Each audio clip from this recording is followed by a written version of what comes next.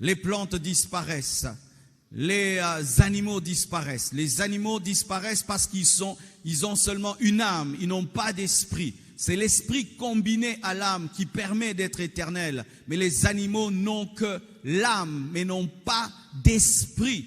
Mais l'homme, lui, a l'esprit. Lorsque Dieu a soufflé dans l'homme, il lui a donné cette nature divine, éternelle, faisant que même si l'homme meurt, l'homme ne peut mourir à cause du souffle que Dieu lui a communiqué. Mes frères et sœurs, dire que l'homme, après la mort, cesse de vivre est une insulte à Dieu. Parce que la dimension réelle de l'homme n'est pas le corps. La vraie dimension de l'homme, c'est le souffle de Dieu. Et ce qui sort de Dieu est éternel. Frère, lorsqu'un homme meurt, il ne meurt pas.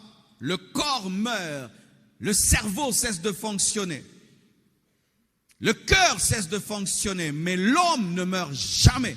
C'est pourquoi lorsqu'on parle de Lazare et du riche, on présente ces deux personnes mortes, mais en train de parler. On nous présente l'homme riche en train de parler. On nous présente Lazare vivant, de sorte que l'homme riche pouvait le reconnaître. On présente Abraham qui est vivant dans la mort.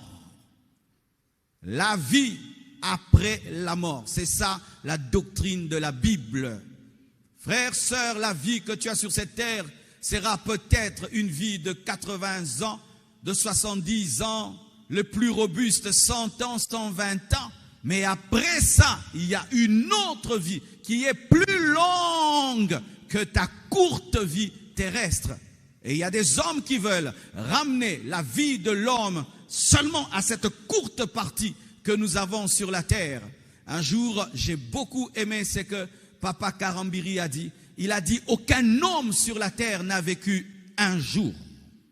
J'étais étonné, il a dit ça. Aucun homme n'a vécu un jour. Je dis, mais non, mais Abraham, mais Noé a atteint même 950 ans, et Adam a atteint 900 et quelques. Mais comment il peut dire ça? Il a dit, pour Dieu, 1000 ans, c'est comme un jour. Un jour comme 1000 ans. Aucun homme n'a atteint 1000 ans. Donc, aucun homme n'a vécu un jour.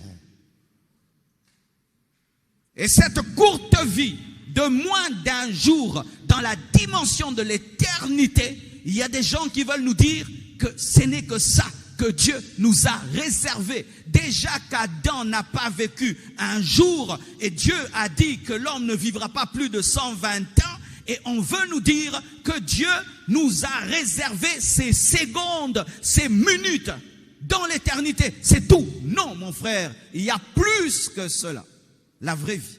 La vraie vie commence après la vie. La vraie vie commence après la vie. Cette vie nous prépare à la vraie vie. Cette vie, c'est comme à l'université, c'est la préparatoire de la vraie vie. C'est la maternelle de la vraie vie. La vraie vie.